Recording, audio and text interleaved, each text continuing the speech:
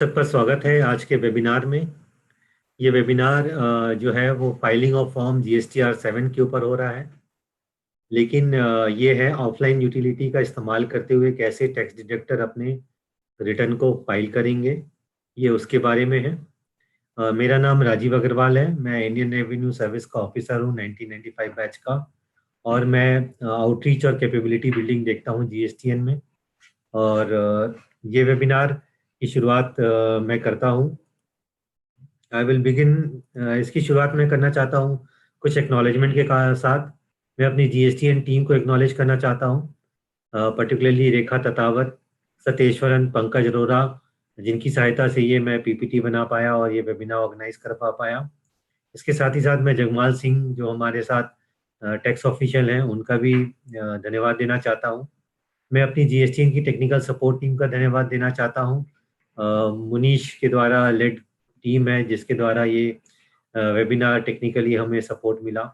इसके साथ ही साथ मैं NEGD टीम में शिलाऊ राव का धन्यवाद देना चाहता हूँ कि जिसकी सहायता से हम ये वेबिनार ऑर्गेनाइज कर सके। तो अब सबसे पहले हम ये देखते हैं कि आज के वेबिनार में या क्या कवर होगा।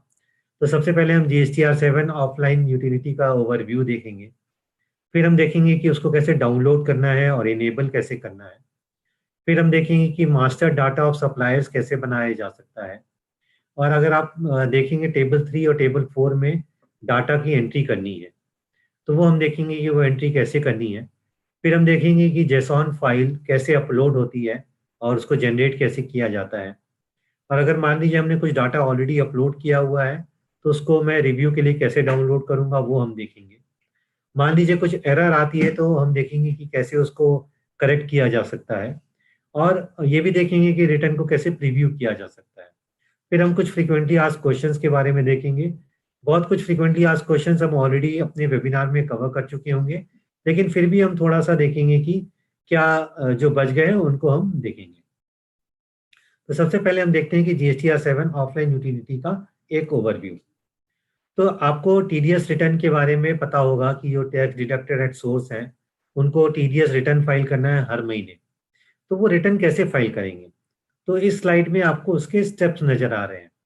सबसे पहले आपको लॉगिन करना पड़ेगा। आपको अपना फाइनेंशियल ईयर और पीरियड सेलेक्ट करना पड़ेगा कि किस पीरियड का आप रिटर्न फाइल कर रहे हैं। फिर आप प्रिपेयर ऑनलाइन बटन दबाएंगे। उसके बाद आप अपनी सारी डिटेल्स को टेबल 3 में भरेंगे और टेबल 4 में भरेंगे। फिर आप उसको प्रीव्यू करेंगे और फाइल करेंगे। उसके बाद आप पेमेंट करेंगे और चालान की जरूरत जनरेट करने की जरूरत होगी तो वो आप करेंगे। फिर आप उसको फाइल कर सकते हैं या तो EBC के द्वारा या DSC के द्वारा। और उसके बाद आप अपनी डेबिट एंट्रीज को व्यू कर सकते हैं और उसको डाउनलोड भी कर सकते हैं। तो इसमें जो ये पूरा प्रोसेस है ये ऑनलाइन प्रोसेस है, मतलब जब आप ऑनलाइन फाइल करते हैं तो ये पूरा प्रोसेस आपको इस्तेमाल करना पड़ता है।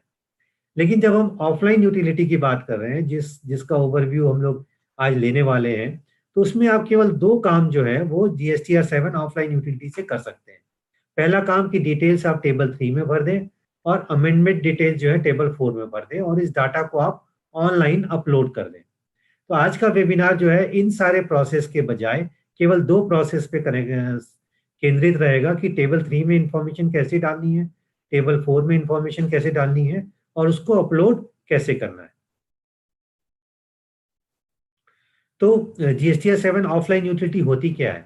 वो एक एक्सेल बेस्ड टूल है कि मतलब जिसमें एक एक्सेल की टूल मिलता है जिसको आप डाउनलोड कर सकते हैं और आपको रिटर्न क्रिएशन में हेल्प मिलेगी। आप उसको ऑफलाइन मोड में कर सकते हैं। मतलब ये हुआ कि आपको ऑनलाइन होने की जरूरत नहीं है। आपने टूल को डाउनलोड कर लिया और अपनी इंफॉर्मेशन ऑफलाइन मोड में आप उसको भर सकते हैं।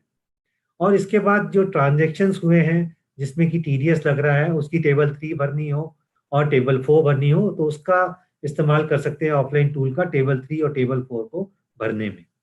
टेबल 3 में ध्यान रखना है कि उन उन संख्याओं को भरना है जो कि करंट महीने की है। अगर मान लीजिए मैं अक्टूबर 2018 के महीने का रिटर्न भर रहा हूं तो मैं टेबल 3 में अक्टूबर 2018 का डिटेल्स भरूंगा। और अगर मान लीजिए मैंने पहले कोई अमेंडमेंट किया हुआ है, कोई डिटेल भरी हुई है या किसी मेरे बायर ने किसी इंफॉर्मेशन को रिजेक्ट कर दिया है तो उसका अमेंडमेंट मैं टेबल 4 में करूंगा। मतलब टेबल 3 में मैं करंट महीने की इंफॉर्मेशन को डालता हूं और टेबल 4 में मैं उन इंफॉर्मेशन को डालता हूँ जो मेरे प्रीवियस महीने की थी, पहले के महीने की थी, और इसके बाद उसको अपलोड करना पड़ता है जीएसटी पोर्टल पे। इसके बारे में हम आगे देखेंगे। तो सबसे पहले हम ये देखते हैं कि GSTR 7 ऑफलाइन यूटिलिटी को डाउनलोड कैसे करते हैं। तो डाउनलोड करने के लिए आप अपने जीएसटी पोर्टल पे जाएं। तो जरूरी नहीं है कि आप उसमें लॉग इन करें, आपने केवल www.gst.gov.in को क्लिक किया, उसके बाद आप डाउनलोड सेक्शन में जाएं। डाउनलोड में आपको एक ऑफलाइन टूल्स नजर आएंगे। यहाँ पे इस ऑफलाइन टूल्स के अंदर में आप GSTR 7 ऑफलाइन यूटिलिटी को डाउनलोड कर सकते हैं। आप यहाँ पे क्लिक करें और ये यूटिलिटी डाउनलोड होनी शुरू हो जाएगी। यहाँ पे आप देखें कि वेरियस यूटिलिटीज दी गई हैं जिनका ऑफलाइन वर्जन अवेलेबल है। तो चूंकि GSTR 7 का के बारे में हम इंटरेस्टेड हैं, तो GSTR 7 ऑफलाइन यूटिलिटी को हम क्लिक करेंगे और उसके बाद वो यूटिलिटी हमारी डाउनलोड होने के लिए तैयार हो जाएगी। तो जब हम उसको क्लिक करते हैं तो ये पेज खुलता है और यहाँ पे एक डाउनलोड बटन आता है। तो आप यहाँ पे सिस्टम रिक्वायरमेंट देख सकते हैं कि आपके कंप्यूटर में क्या सिस्टम रिक्वायरमेंट होना चाहिए। आपके पास माइक्रोसॉफ्ट एक्सेल 2007 का वर्जन या उससे बड़ा वर्जन होना चाहिए, और आपके ऑपरेटिंग सिस्टम विंडोज 7 से बड़ा होना चाहिए, या तो विंडोज 7 होना चाहिए या उससे बड़ा होना चाहिए। तो जब हमने इसमें डाउनलोड ऑफलाइन टूल में GSTR 7 ऑफलाइन यूटिलिटी को क्लिक किया, उसके बाद हमारा ये पेज खुल जाता है और उसके बाद हम यहाँ पे डाउनलोड करेंगे। आप इसका ख्याल रखिएगा कि इसका वर्जन जरूर नोट करिए। आपको जब भी इसमें काम करना है तो आपको लेटेस्ट वर्जन का इस्तेमाल करना है। ऐसा ना हो कि आप पुराने वर्जन का इस्तेमाल करें, आपको लेटेस्ट वर्जन का इस्तेमाल करना है। तो आपने यहाँ पे डाउनलोड को क्लिक किया। जैसे ही आपने उसको डाउनलोड को क्लिक किया तो आपसे एक सवाल पूछता है कि क्या आप इसको डाउनलोड करना चाहते हैं। तो चूंकि हम इसको डाउनलोड करना चाहते हैं तो हम इसको प्रोसीड दबाएंगे। प्रोसीड को दबाने पे अगर आप यहाँ पे देखें तो नीचे में ये हमारी यूटिलिटी डाउनलोड होनी शुरू हो जाती है। तो ये यूटिलिटी हमारी डाउनलोड होनी शुरू हो गई, और जब हम ये डाउनलोड हो जाएगी तो इसको हम डबल क्लिक करेंगे। तो डबल क्लिक करेंगे तो हमारी यूटिलिटी यहाँ पे खुल जाएगी। तो उसके बाद आप फाइल के अंदर जाएंगे तो एक एक्सेल फाइल आपको नजर आएगी, उसको आपको ओपन करना है। तो जैसे ही आपने उसको ओपन किया तो ये आपकी फाइल डाउनलोड हो गई और आपके पास ये यूटिलिटी आ गई आपके कंप्यूटर में। आपको ध्यान रखना है कि वो कहाँ डाउनलोड हो रहा है, वहां पे जाके आपको देखना है। डाउनलोड सेक्शन में नॉर्मली वो डाउनलोड होती है।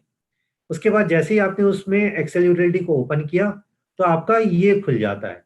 इसमें आपको एनेबल एडिटिंग वर्जन को बटन को क्लिक करना है। मतलब ये हुआ कि इससे आप इस यूटिलिटी में काम कर सकते हैं। ये कुछ नहीं है, ये एक एक्सेल की फाइल है जो कि आपके सामने प्राप्त होती है। इसमें आप देखें कि इसका वर्जन यहाँ पे नजर आता है। आप लेटेस्ट वर्जन को डाउनलोड करके ही अपनी ऑफलाइन यूटिलिटी को भरें। तो सबसे पहले आपको यहाँ पे कुछ मेन बटन दिए गए हैं, उनको देखना बहुत जरूरी है, आप उनको अच्छी तरह से समझ लें। सबसे पहले तो आप देखें कि इसके वेरियस टैब्स हैं।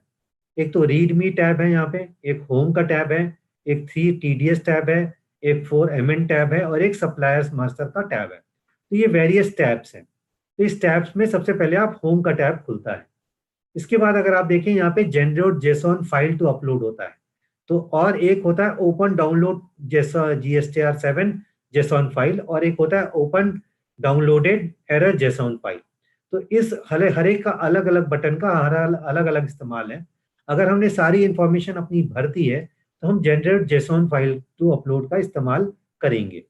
अगर हमने इंफॉर्मेशन को अपलोड कर ली है और उसको मैं डाउनलोड करके फिर से देखना चाहता हूं तो मैं open download GSTR 7 JSON file का इस्तेमाल करूंगा। अगर मान लीजिए कि हमने जब डाटा को अपलोड किया उसमें कुछ गलतियां निकल आ गई और उसको अगर मैंने डाउनलोड किया तो मैं यहाँ पे open downloaded error JSON file का इस बटन का इस्तेमाल करके उस फाइल को इस यूटिलिटी में खोलूंगा। मतलब ये तो हुआ, ये एक एक्सेल यूटिलिटी हुई। एक एक्सेल यूटिलिटी से जेसॉन फाइल बनेगी जिसको मैं अपलोड करूंगा। वो फाइल कैसे होगी वो मैं आगे देखूंगा। और जब मैं डाउनलोड करूंगा तो उस फाइल को जेसॉन फाइल के रूप में डाउनलोड करूंगा और इस बटन के द्वारा यहाँ पे खोल सकता हूँ। लेकिन मान लीजिए कि उसमें कुछ एरर थी तो मैं जेसॉन फाइल को डाउनलोड करूंगा और इस बटन के द्वारा मैं उसको खोल सकता हूँ। तब हम आगे चलते हैं। हमने क्या किया, उसको ओपन किया तो एनेबल एडिटिंग हमें दबाना पड़ा। इसके साथ ही हमें यहाँ पे एनेबल कंटेंट भी पूछता है तो हम इसको एनेबल कंटेंट को दबा देते हैं। उसके बाद क्या होता है, सबसे पहले मुझे रीड मी सेक्शन में जाना है। अगर आप देखें हम पहले होम सेक्शन में थे, अब हम रीड मी सेक्शन में आते हैं। इसमें आपको देखना पढ़ लेना है कि इसमें क्या क्या यूटिलिटीज के इंपॉर्टेंट पॉइंट्स हैं ताकि आप आगे भरना चाहें तो आपको सरलता होगी। वरना अगर आप वैसे करेंगे, बिना पढ़े जाएंगे, तो आपको बाद में मुश्किलों को, दिक्कतों का सामना करना पड़ सकता है। उसके बाद क्या होता है कि आप रीडमी सेक्शन को पढ़ने के बाद आप होम पे आइए। होम पे आपको अपना जीएसटीआईएन नंबर डालना है, मतलब जो भी आपका जीएसटीआईएन नंबर है उसको आप यहाँ पे सबसे पहले डालेंगे। फिर आप यहाँ पे फाइनेंशियल ईयर डालेंगे, मतलब किस फाइनेंशियल ईयर का आप अपना रिटर्न तैयार कर रहे हैं। रिटर्न में आप ख्याल रखिए कि हम सेक्शन केवल 3 और 4 इसके द्वारा तैयार करते हैं, बाकी सारे काम आपको याद होगा हम पोर्टल पे जाके ही करते हैं। फिर आपको सेलेक्ट करना है कि किस पीरियड का आप टैक्स पीरियड भरना चाह रहे हैं। तो इसमें हमने जून को सेलेक्ट किया हुआ है, तो जून महीने का हम ऑफलाइन यूटिलिटी का इस्तेमाल करके, इस यूटिलिटी का इस्तेमाल करके जून पीरियड के डाटा को हम अपलोड करेंगे। तो हमें क्या करना है, यहाँ पे जीएसटीआईएन डालना है, जो कि मेरा अपना खुद का जीएसटीआईएन है। फाइनेंशियल ईयर सेलेक्ट करना है और टैक्स पीरियड सेलेक्ट करना है। उसके बाद क्या होता है, हम अपने मास्टर्स सप्लायर्स के उसमें शीट में जाएंगे। तो अगर आपने यहाँ पे देखा होगा सप्लायर्स मास्टर का टैब ये वाला है, तो हमें यहाँ पे आके इसको क्लिक करना है, सप्लायर्स मास्टर टैब। तो जब हम इसको क्लिक करेंगे तो यहाँ पे ये शीट हमारे सामने खुल जाती है। इस शीट में क्या है कि इसमें क्या होता है कि मान लीजिए मेरे 25 सप्लायर हैं, उनका डाटा मुझे एक बार केवल भरने की जरूरत पड़ती है। तो क्या भरना है, यहाँ पे मुझे सीरियल नंबर ऑटोमेटिक आ जाता है। आपको जीएसटीआईएन और डिडक्टी डालना है, मतलब जिसका आप टैक्स डिडक्ट कर रहे हैं वो डिडक्टी आपका सप्लायर है। उसका कोई लीगल नेम हो तो आप उसको डाल सकते हैं, उसका कोई ट्रेड नेम है तो आप उसको डाल सकते हैं। फिर आपको एक्शन डालना है। जब आप पहली बार भर रहे हैं तो नेचुरली आप उसको एडिट करना चाहेंगे, लेकिन मान लीजिए कि आप उसको डिलीट करना चाहते हैं, मान लीजिए ये डाटा मैंने भरा हुआ था, ये गलत भर दिया, ये गलत हो गया, तो मैं उसको, यहाँ पे एक्शन कॉलम आता है, यहाँ पे क्लिक करके डिलीट बटन के द्वारा उस पूरी लाइन को मैं डिलीट कर दूंगा। तो ये डाटा जो है अपलोड नहीं होता, लेकिन ये इसका पर्पस ये है कि जब मैं सेक्शन 3 और सेक्शन 4 भरूंगा तब मुझे बहुत ही आसानी होती है, जिसको हम आगे देखेंगे।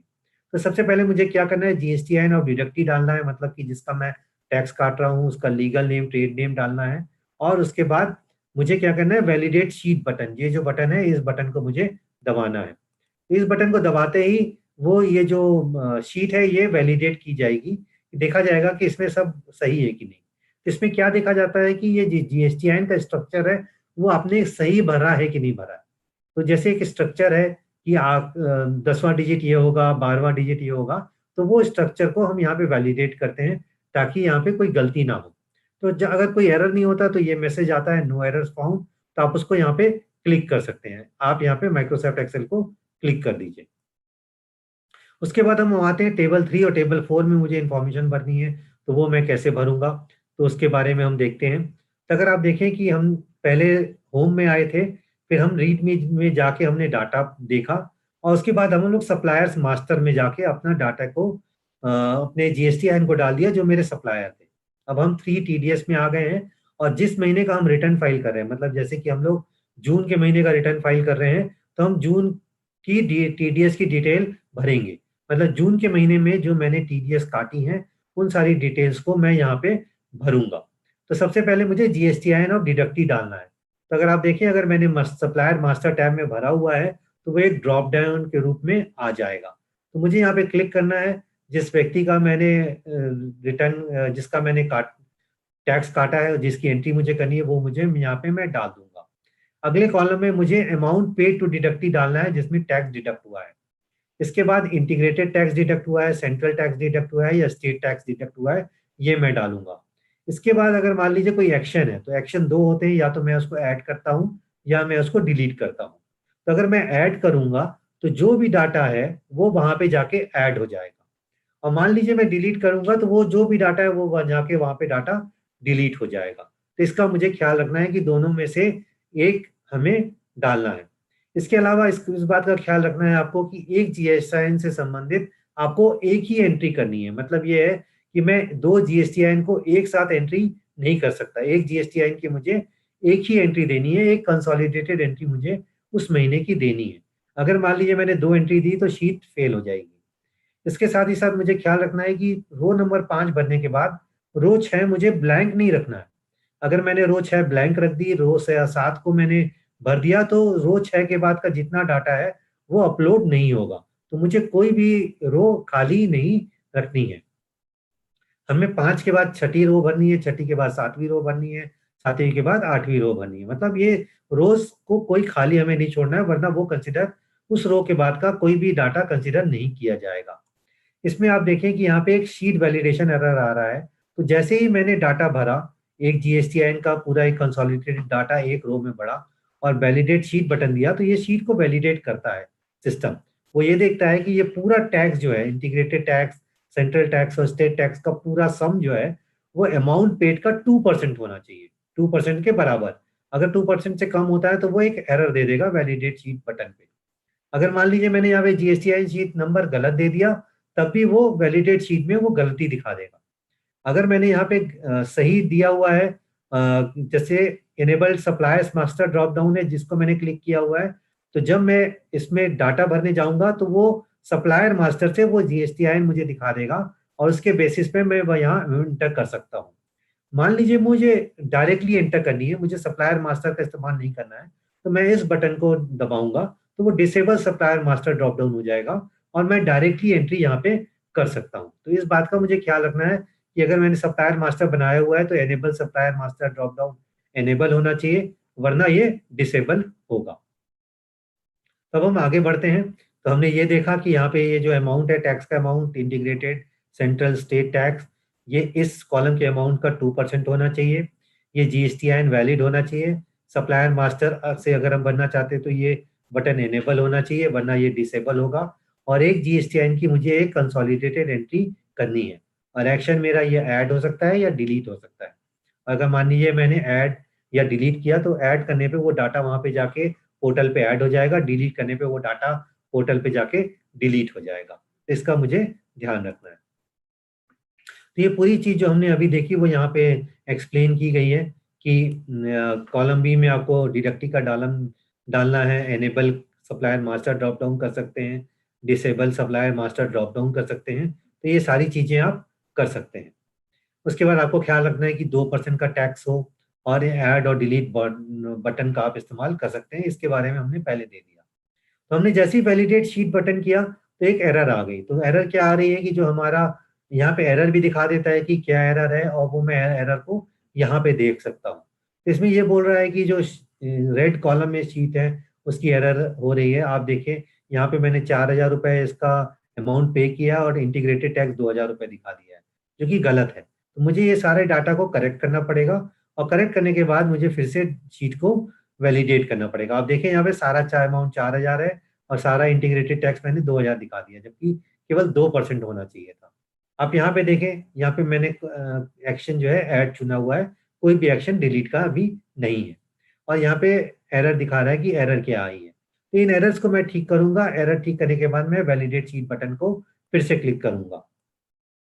तो मैंने ठीक कर दिया। आप देखें यहाँ पे अमाउंट को मैंने यहाँ पे ठीक किया, 80 रुपये बनता है 2% टैक्स, और तो 4,000 का 80 रुपये। और यहाँ पे अगला आप रो नंबर 6 देखें तो 4,000 अमाउंट के ऊपर 20 IGST का अमाउंट है, 30 सेंट्रल टैक्स का अमाउंट है और 30 स्टेट टैक्स का अमाउंट है। आपको ध्यान रखना है कि सेंट्रल टैक्स और स्टेट टैक्स बराबर होना चाहिए। तो टोटल अमाउंट जो है 80 हो गया। तो ये भी शीट वैलिडेट करती है और अगर मैं वैलिडेट शीट को बटन को क्लिक करूंगा तो वो उसको वैलिडेट कर देगा और नो एरर्स फाउंड दिखाएगा। तो चूंकि हमने टेबल 3 भर दिया है, अब हम टेबल 4 भरने की तरफ बढ़ेंगे। तो मुझे यहाँ पे 4MN टेबल जो है वो क्लिक करना है। आपको ख्याल रखना है कि टेबल 3 शीट में मुझे आज करंट मंथ का सारा डाटा यहाँ पे डालना है। मतलब ये हुआ कि इस महीने का जो भी डाटा है वो डालूंगा मैं यहाँ पे, और शीट 4 अमेंडमेंट जाके जो भी प्रीवियस मंथ का जो डाटा था उसको मैं चेक करूंगा, उसको मैं ठीक करूंगा। तो मैंने 4 अमेंड शीट को दबाया और मैं यहाँ पे आ गया। इसके बाद यहाँ पे क्या होता है, अगर आप यहाँ पे देखें कि मुझे ओरिजिनल डिटेल्स देने पड़ते हैं और यहाँ पे मुझे रिवाइज डिटेल्स भी देने पड़ते हैं। मतलब ये हुआ कि पहले किस महीने पे मैंने किस महीने का डिटेल्स में अमेंड कर रहा हूँ, उसका टैक्सेबल पीरियड क्या था, वो किस GSTIN का मैं अमाउंट डिडक्ट चेंज करना चाह रहा हूँ, और अमाउंट जो मैंने पहले टैक्स कितने में डिडक्ट किया था वो मैं यहाँ पे भरूंगा। उसके बाद मैं क्या करूंगा, इस कॉलम से मैं रिवाइज डिटेल सारी भरूंगा कि मैंने किस GSTIN, अगर GSTIN बदलना है तो मैं GSTIN डालूंगा, अगर मुझे मुझे रिवाइज करना है वो मैं डालूंगा, अमाउंट कितना डालना है वो मैं डालूंगा, टैक्स का अमाउंट चेंज करना है तो वो मैं डालूंगा।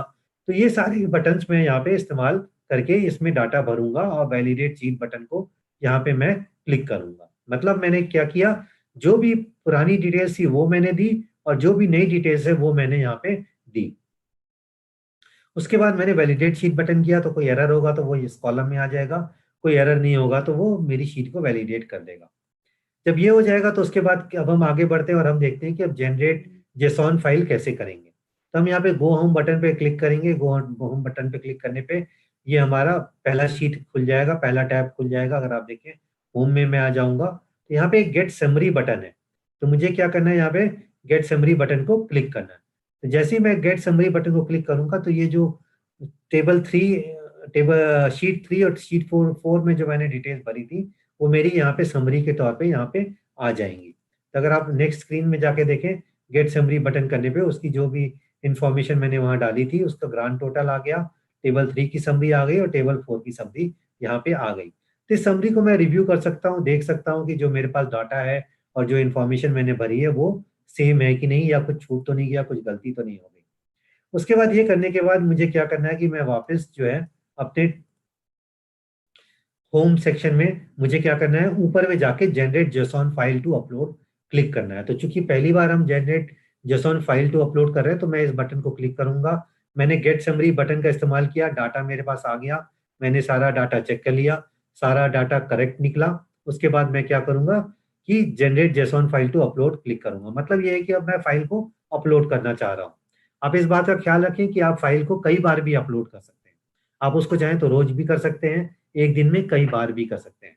बस इस बात का ख्याल रखें कि अपना रिटर्न जो है टाइम पे आप फाइल करें। तो जब मैं जनरेट जेसॉन फाइल बटन को क्लिक करता हूं तो वो क्या करता है, वो हमसे पूछता है कि कहाँ पे डॉक्यूमेंट को आप सेव करना चाहते हैं। तो और वहां पे जाके मैं उसको सेव कर सकता हूँ। मैं चाहूँ तो यहाँ पे उसको चेंज भी कर सकता हूँ, और वरना ये डिफॉल्ट मैकेनिज्म के द्वारा एक पर्टिकुलर पेज पे सेव हो जाती है। उसके बाद वो मुझे बताता है कि ये फाइल बन गई है और यहाँ पे ये अवेलेबल है और इस फाइल का नाम है। इसके बाद वो ये मैसेज भी देता है कि आप अपलोड कर सकते हैं फाइल को जीएसटी पोर्टल पे। अपलोड करने के लिए मुझे क्या करना पड़ेगा कि www.gst.gov.in पे जाना पड़ेगा, वहाँ पे सर्विसेज लॉगिन करना पड़ेगा। लॉगिन करने के बाद मुझे रिटर्न डैशबोर्ड को क्लिक करना पड़ेगा ताकि मैं आगे जा सकूँ। आप चाहें तो सर्विसेज के द्वारा भी रिटर्न डैशबोर्ड को एक्सेस कर सकते हैं। उसके बाद मुझे फाइनेंशियल ईयर और रिटर्न फाइलिंग पीरियड देखना पड़ेगा और सर्च दबाना पड़ेगा।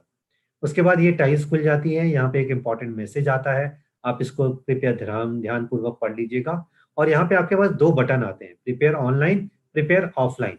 तो चूंकि मैं टीडीएस डिडक्टर हूँ तो मेरे पास केवल ये टाइल खुलेगी, और इस पे आपको ड्यू डेट भी नजर आती है कि किस पीरियड का आपका ड्यू डेट है। तो आप प्रिपेयर ऑनलाइन तब क्लिक करते हैं जब आप ऑनलाइन करना चाहते हैं। तो चूंकि जेसॉन फाइल हमने बनाई है उसको हमें अपलोड करना है तो प्रिपेयर ऑफलाइन बटन को मैं क्लिक करूंगा। उसके बाद वहां पे एक अपलोड का बटन खुल जाता है। मुझे यहाँ पे वो बोलता है कि अपनी फाइल को चूज करें। तो आपने पहले देखा था उस फाइल को हमने कहीं कंप्यूटर में सेव किया हुआ है। मैं चूज फाइल को क्लिक करता हूँ और उस पोजीशन में जाता हूँ जहाँ उस जगह जाता हूँ जहाँ पे मैंने उसको कंप्यूटर में सेव किया हुआ है, और वहां पे उसको क्लिक करके ओपन को क्लिक करता हूँ। आपने देखा होगा यहाँ पे एक ओपन बटन है, मैं ओपन बटन को क्लिक करता हूँ और वो फाइल यहाँ पे अपलोड होने के लिए अपलोड हो जाती है। तो अगर मेरी कनेक्टिविटी के हिसाब से डिपेंड करता है कि फाइल कितनी तेजी से अपलोड होती है। यहाँ पे आपके पास एक मैसेज आता है जिसको आप पढ़ें, your JSON file has been uploaded successfully. क्योंकि जेसन फाइल अपलोड हुई है तो इसको फिर से वैलिडेट किया जाता है। मतलब कि जो जीएसटीआईएन हमने भरा है वो एक्टिव है कि नहीं ये देखा जाता है, और बाकी सब वैलिडेशन यहाँ पे चेक किए जाते हैं। तो आपको ये मैसेज भी देता है कि आप 15 मिनट के बाद आए। तो ये मैसेज है कि आप 15 मिनट के बाद आए क्योंकि आपकी फाइल आ गई है और उसको हम प्रोसेस कर रहे हैं। यहाँ पे दो बटन आपको नजर आएंगे, अपलोड मतलब जहाँ पे आपने अपलोड किया है, डाउनलोड मतलब जहाँ पे आप डाटा को डाउनलोड करना चाहते हैं। तो मैंने यहाँ पे अपलोड कर दिया है। यहाँ पे अपलोड हिस्ट्री में अगर मान लीजिए मैंने 4 फाइलें अपलोड की हैं तो उसकी सारी डिटेल्स यहाँ पे नजर आएंगी, किस डेट को अपलोड किए हैं, किस टाइम को अपलोड किए हैं, वो सारी चीजें यहाँ पे नजर आएंगी। यहाँ पे स्टेटस देखें, इन प्रोग्रेस नजर आ रहा है कि ये मेरे अभी अपलोड जो है वो प्रोग्रेस पे। उसके बाद देखिए यहाँ पे स्टेटस चेंज हो गया है, स्टेटस को प्रोसेस बता रहा है, मतलब कि जो भी मैंने दिया था वो प्रोसेस हो गया है। यहाँ पे एरर रिपोर्ट नील आ रही है, मतलब ये कि मेरी जो फाइल थी उसमें कोई एरर नहीं पाया गया और वो सारी फाइल एकदम करेक्ट है। तो कोई एरर इसमें नहीं आई है। अगर मान लीजिए कुछ एरर होती है तो यहाँ पे मैं उस रिपोर्ट को डाउनलोड कर सकता हूँ, जिसको हम बाद में देखेंगे। अब हम क्या करना चाहते हैं कि जो भी हमने अपलोड किया था, इस स्थिति में जब हमारी रिटर्न प्रोसेस हो गया, कोई एरर नहीं आया, तो मैं उसको डाउनलोड करना चाहता हूँ। तो अब मैं इस डाउनलोड बटन का इस्तेमाल यहाँ पे करूंगा। तो उसके लिए मैं क्या करता हूँ कि यहाँ पे लॉगिन करने के बाद डाउनलोड क्लिक करता हूँ, और यहाँ पे एक मैसेज आ जाता है, जनरेट जेसॉन फाइल। जैसे ही मैं जनरेट जेसॉन फाइल क्लिक कर रहा हूँ, तो एक मैसेज आता है, your request for generation has been accepted, kindly wait for 20 minute. तो इसका पर्पस क्या है? इसका पर्पस ये है कि जो मैंने ऑलरेडी रिटर्न फाइल किया हुआ है, उसकी डिटेल्स में डाउनलोड करना चाहता हूँ, तो यहाँ पे आके मैं उस रिटर्न्स को, उसकी डिटेल्स को डाउनलोड कर सकता हूँ। उसके बाद क्या होगा कि वो डाउनलोड होने लगेगी फाइल, उस फाइल को क्लिक करेंगे, वो डाउनलोड हो जाएगी, और एक पर्टिकुलर प्लेस में, जैसे डाउनलोड के सेक्शन में, इस नाम से देखिए यहाँ पे सेव हो गई है। इसको ओपन करने के लिए मुझे यूटिलिटी खोलना पड़ेगा, और इस बार मुझे ये बटन का इस्तेमाल करना पड़ेगा, open downloaded GSTR7 JSON file. पहले हमने इस फाइल का इस्तेमाल किया था जेसॉन फाइल क्रिएट करने के लिए। अब मैं इस बटन का इस्तेमाल करूंगा कि जो अपलोड हो गई, एरर फ्री थी, उनको मैं यहाँ पे प्रोसेस करना चाहता हूँ। तो और उसके बाद मुझे जाके अपना लोकेशन देखना पड़ेगा, जो डाउनलोडेड फाइल कहाँ है, उसको जाके क्लिक करना पड़ेगा, और उसका डाटा जो है यहाँ पे मुझे अवेलेबल हो जाता है। इसके अलावा हम देखेंगे कि डाउनलोडेड एरर फाइल, मान लीजिए कि मैंने अपलोड किया और कुछ एरर आ गया, तो फिर क्या होगा? तो अगर आप देखेंगे कि यहाँ पे एक बटन आता है, जनरेट एरर रिपोर्ट की, इसमें जो भी, मान लीजिए मैंने 10 डाटा अपलोड किया, उसमें से 6 डाटा प्रोसेस हो गया, 4 डाटा में एरर आ गया, तो 4 डाटा को मैं जनरेट एरर रिपोर्ट के द्वारा मैं कर सकता हूँ। मुझे 6 डाटा जो मैंने अपलोड किया है, एकदम सही अपलोड किया है, उसमें कोई चेंज करने की जरूरत नहीं है, लेकिन जो 4 डाटा मेरे से गलत अपलोड हुआ है, उसको मैं यहाँ पे चेंज कर सकता हूँ। यहाँ पे मैं क्या करूंगा, जनरेट एरर रिपोर्ट में क्लिक करूंगा। उससे क्या होगा, एक मैसेज मेरे पास आ जाता है कि आपने जो एरर रिपोर्ट के लिए इनिशिएट किया प्रोसेस, वो आ गया है, और जब आप सक्सेसफुल जनरेट करोगे तो उसको आप व्यू कर सकते हो। उसके बाद अगले पेज में जाएंगे, तो यहाँ पे एक ब्लू बटन हो गया, डाउनलोड एरर रिपोर्ट की लिंक आ गई, आप इसको क्लिक करेंगे तो जो भी एरर रिपोर्ट है वो यहाँ पे डाउनलोड होनी शुरू हो जाएगी। उसके बाद वो एक पर्टिकुलर जगह जाके वो सेव हो जाती है, इसका एरर रिपोर्ट का नाम भी हो जाता है। अब आप क्या करेंगे कि आप अपने टूल को खोलिए, और open downloaded error JSON file पे क्लिक कीजिए, और जिस फाइल को आपने जहाँ पे रिटर्न सेव करके रखा हुआ था, वहां पे जाके क्लिक कीजिए, और यहाँ पे ओके बटन को दबा दें, तो आपकी जो डाउनलोडेड एरर है वो यहाँ पे आ गई। और आप चाहेंगे तो GST portal validation error, last column में ये दिखाता है कि क्या गलती है। इसमें ये दिखा रहा है कि जो डिडक्टी का नाम है वो गलत है, मतलब इसके GSTIN में मैंने कुछ गलत भर दिया है, इसी कारण वो अपलोड नहीं हो पा रही है। अब मैं क्या करूंगा, इसको करेक्ट करूंगा, और उसके बाद वैलिडेट शीट बटन को दबाऊंगा, तो मुझे पता चल जाएगा कि कोई एरर नहीं है। फिर मैं उसी शीट में जाऊंगा, वहां पे जाके मैं उसको, आपको नहीं देखा होगा प्रोसेस, मैं होम में जाके जनरेट समरी करूंगा, और जेसॉन फाइल को क्लिक करके मैं उसको जेसॉन फाइल बना के फिर से अपलोड कर दूंगा। मतलब ये हुआ कि मैंने अब डाटा अपलोड किया, 6 डाटा अपलोड हो गया, 4 डाटा में एरर आ गई, उस 4 डाटा को मैंने फिर से डाउनलोड किया, इस टूल में मैंने उस डाटा को खोला, इसका प्रोसेस हमने देखा, और उसके बाद मैंने उसको करेक्ट करके फिर से वैलिडेट करके फिर से जेसॉन फाइल को बनाई। अब हम देखते हैं कि प्रीव्यू रिटर्न क्यों करने की आवश्यकता है। आपने जैसे देखा था, सर्विसेज मेनू में जाके रिटर्न डैशबोर्ड में जाएं, अपना फाइनेंशियल और रिटर्न पीरियड सेलेक्ट करने के बाद अब आप प्रिपेयर ऑनलाइन बटन दबाएंगे। अभी तक हम जितना प्रोसेस हमने ऑनलाइन बताया था, वो प्रिपेयर ऑफलाइन बटन में दिखाया था कि डाटा कैसे अपलोड होता है, डाटा कैसे डाउनलोड होता है, और एरर फाइल कैसे हैंडल की जाती है। अब हम देखेंगे कि चूंकि मैं प्रीव्यू देखना चाहता हूँ, मैं देखना चाहता हूँ कि हमसे कुछ गड़बड़ हुई है, क्या है, डाटा क्या है, कैसा मेरा रिटर्न दिखता है, तो मैं प्रिपेयर ऑनलाइन बटन को क्लिक करता हूँ। उसके बाद जो भी मैंने डिटेल्स भरी हैं, उसका ब्रीफ जो है वो यहाँ पे अवेलेबल होगा, और नंबर ऑफ डाटा, या हमने GSTIN जिनके अगेंस्ट डाटा डाला है, वो यहाँ पे मुझे अवेलेबल होगा। इसके अलावा हम, मेरा GSTIN, मेरा लीगल नाम, मेरा ट्रेड नेम, और status of the return period etcetera, वो मुझे यहाँ पे नजर आएगा। इसको मैं यहाँ पे क्या करूंगा, प्रीव्यू ड्राफ्ट GSTR7 बटन को क्लिक करूंगा, और मैं अपने इस ड्राफ्ट को देख सकता हूँ। इसमें मैं कैसे इसको फाइल कर सकता हूँ, इसके लिए हमारा एक अलग वेबिनार है, जो कि हमारे GSTN के यूट्यूब चैनल में अवेलेबल है, वहाँ पे जाके देख सकते हैं। तो चूंकि हम प्रीव्यू कर रहे हैं, तो आप यहाँ पे प्रीव्यू ड्राफ्ट GSTR7 को क्लिक करते हैं, तो आपका रिटर्न का एक प्रीव्यू आ जाता है, जिसको आप डाउनलोड करके चेक कर सकते हैं, देख सकते हैं कि क्या गड़बड़ है, कि कुछ चेंज कर तो नहीं करना चाहते हैं। तो इस तरह से हमारा सारा, लगभग सारा काम हो गया। अब हम केवल FAQs और GSTR7 बचा है, जिसको हम देखते हैं कि फाइलिंग जो है वो केवल ऑनलाइन होता है, ऑफलाइन यूटिलिटी के द्वारा आप टेबल 3 और टेबल 4 को केवल भर सकते हैं। बाकी सारी एक्टिविटीज जो है वो आपको ऑनलाइन ही करनी पड़ेगी, लेकिन डिटेल्स ऑफ टेबल 3 और टेबल 4 को आप यहाँ पे कर सकते हैं। इसके अलावा most of the data entry और बिजनेस वैलिडेशन जो है इनबिल्ट है ऑफलाइन यूटिलिटी में, जैसे हमने देखा था। मैक्सिमम 10,000 रोज की एंट्री आप एक यूटिलिटी में कर सकते हैं। अगर आपकी एंट्रीज इससे ज़्यादा है तो आप 2 या 3 बार इसका इस्तेमाल करके अपने सारे डाटा को अपलोड कर सकते हैं। और ऑफलाइन यूटिलिटी का कॉन्सेप्ट क्या है कि आपके पास बहुत ज़्यादा डाटा है तो आपको ऑनलाइन करने की जरूरत नहीं है, आप ऑफलाइन भरें, जेसॉन फाइल को क्रिएट करें, फिर उसको अपलोड करें। आप कोई नेगेटिव वैल्यू नहीं डाल सकते और डेसिमल में वैल्यू डाल सकते हैं जो कि सिस्टम के द्वारा राउंड ऑफ कर दिया जाएगा। इसके अलावा जैसे हमने देखा था कि डुप्लीकेट जीएसटीएन का आप नहीं कर सकते हैं, it is not allowed. Amount pay to directly on which tax star column में आप एक जीएसटीएन का एक सिंगल कंसोलिडेटेड एंट्री करेंगे। मान लीजिए उसके साथ मैंने 5 ट्रांजेक्शन की, उसको 5 पेमेंट की है, तो उसकी केवल एक एंट्री ही मैं करूंगा। और इनकरेक्ट डाटा का अगर कोई है उसका बटन का इस्तेमाल करके आप डिलीट कर सकते हैं, लेकिन जो डिलीट ऑप्शन जो हमने यूटिलिटी में दिया है वो उसको डिलीट करने के लिए दिया गया है जो डाटा ऑलरेडी पहले से वहां पे अवेलेबल था। इसके अलावा कुछ फॉर्मेट जो हम अपलोड करने पे चेक करते हैं वो जीएसटीएन का स्ट्रक्चर फॉर्मेट है, कंप्यूटेशन ऑफ टैक्स है, डुप्लीकेट एंट्रीज, ये हम यूटिलिटी में ही चेक कर लेते हैं। पोर्टल में बची हुई चीजें हम उसको चेक करते हैं कि जीएसटीएन वैलिड है कि नहीं है। आप कॉपी पेस्ट फंक्शन का इस्तेमाल कर सकते हैं। ऐड ऑप्शन का अगर आप फर्स्ट टाइम अपलोड कर रहे हैं तो ऐड ऑप्शन का इस्तेमाल कीजिए।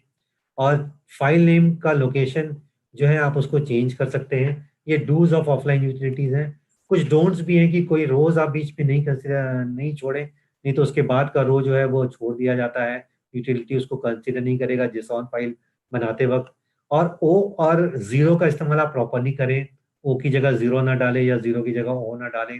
डुप्लीकेट जीएसटीएन और फिर डिडक्टी ना डालें। और आप डिलीट ऑप्शन का फर्स्ट टाइम अपलोड में मत इस्तेमाल करें। और वैलिडेट शीट बटन को हमेशा क्लिक करें ताकि आपकी जो है डाटा प्रॉपरली वैलिडेट हो जाए। और एक्सटेंशन को आप चेंज नहीं करें, फाइल का नाम आप चेंज कर सकते हैं लेकिन डॉट जेसॉन का फाइल जो है वो आप उसको चेंज नहीं करें। इसके अलावा देखिए हमारे पास फेसबुक का है, जीएसटी का फेसबुक, और हमारा यूट्यूब का चैनल है। ये सारे वेबिनार जो हम कर रहे हैं वो हमारे जीएसटी के यूट्यूब चैनल पे अवेलेबल है। इसके अलावा आप हमारे ट्विटर के साथ भी जुड़ सकते हैं। आपका बहुत बहुत धन्यवाद इस वेबिनार के लिए। Thank you very much for participation. ये वेबिनार जल्दी हम इंग्लिश में लेकर आएंगे और इस वेबिनार के विभिन्न भारतीय भाषाओं में भी हम इसको लेकर आएंगे। और इसके साथ ही ये हमारा वेबिनार समाप्त होता है। आपका बहुत बहुत धन्यवाद।